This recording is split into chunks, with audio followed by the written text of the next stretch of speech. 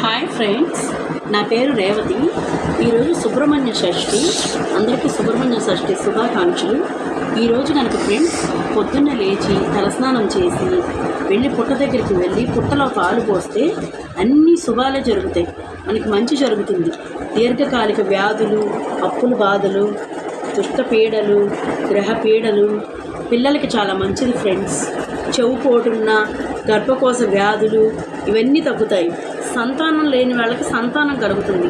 సుబ్రహ్మణ్యేశ్వర స్వామికి ముడుపు కట్టి దండం పెట్టుకొని పుట్టలో పాలు పోయండి.